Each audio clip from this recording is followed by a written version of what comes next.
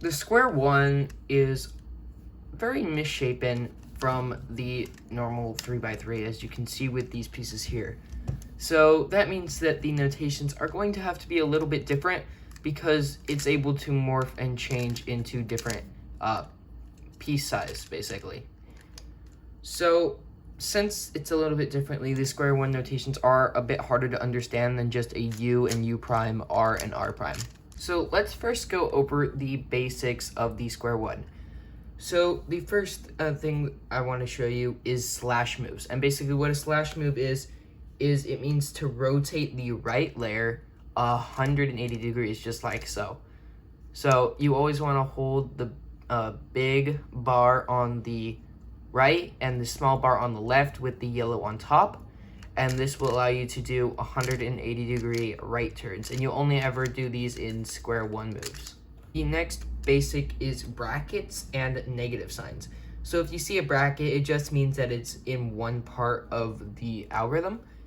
And if you see a negative sign, it means to rotate counterclockwise instead of just clockwise. Okay, so now let's go into piece movement. So these pieces are going to move a little bit differently, obviously, as you can tell, because they make this shape instead of just a 3x3 where you can just do this. So for this, it's a little bit different.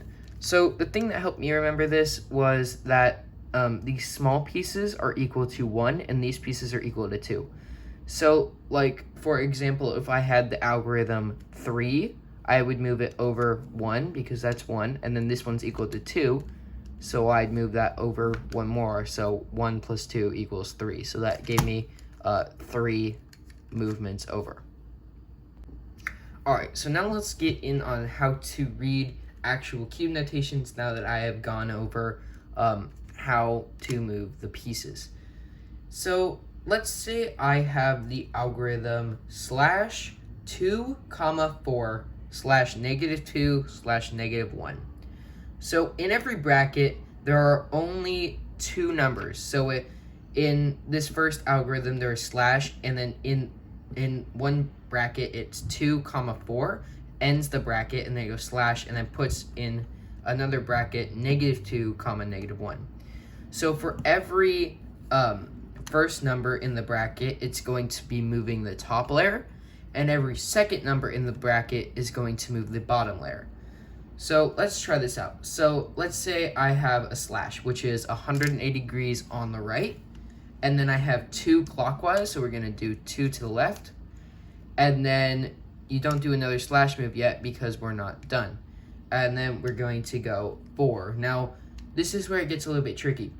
So if you don't have a negative number on the opposite side, like let's say I have slash 2, and then -4 is going to go the same way, but +4 is going to go opposite. So if I have the same number without any negatives on each side of the bracket, then they're going to move opposite, like away from each other. And if one of them's negative and one of them is positive, they're going to move the same way as each other. Okay, so let's start off with a super simple algorithm that is just using the top layer and slashes, and then we'll get into the bottom layer and how to use that. So this algorithm is in parentheses 1, 0, slash 3, 0, slash -1, 0. So basically the first way we're going to start off with that is we're going to rotate this one over 1 because that's equal to 1. So we're going to start with that, and it doesn't start with a slash, so we don't do this and then do a 1. We have to do this, then we slash, and then this is equal to 2, so we can move that one over. So that's, we already have 2 over and 1 more, so that's equal to 3. And then do a slash, and then do -1, so we just move that 1 counterclockwise, and then that is that algorithm. Alright, so now let's try a little bit harder algorithm.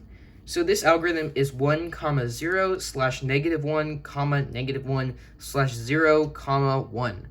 So let's start it off with the 1. And since there's no slash before it, we're not going to do this and then do 1. We just going to do a 1 move.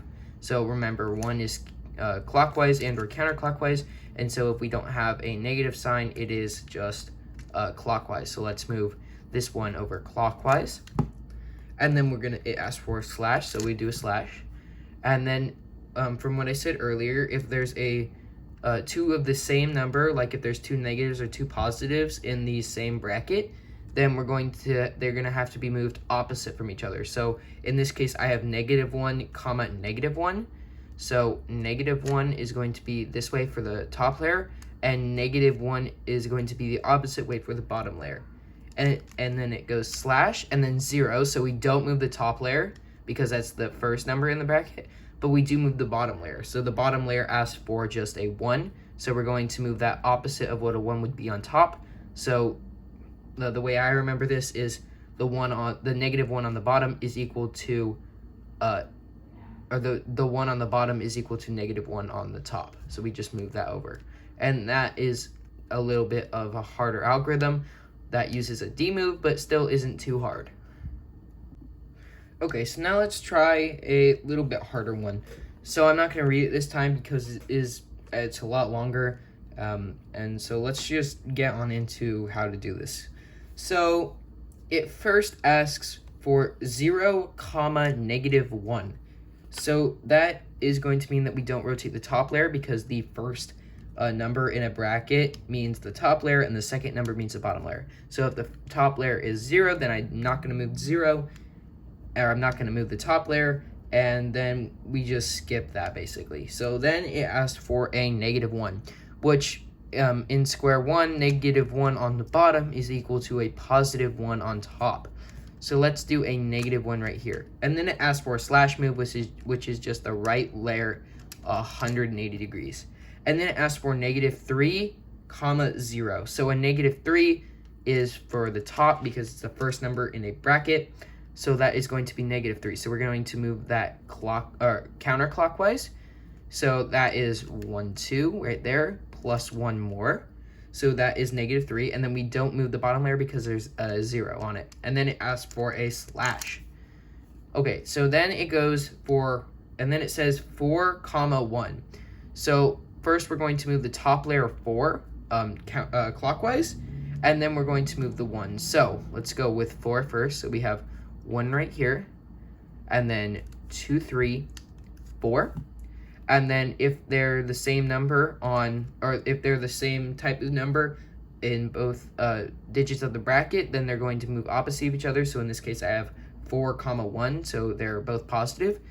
And so if they're both positive, they move opposite of each other. So I already did 4 clockwise, so I'm going to do that extra 1 on the bottom counterclockwise. And then I'm going to slash.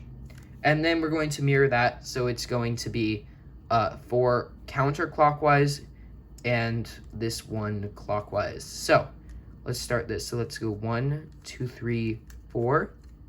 And then we're going to move this one opposite just by 1. And then we're going to slash that.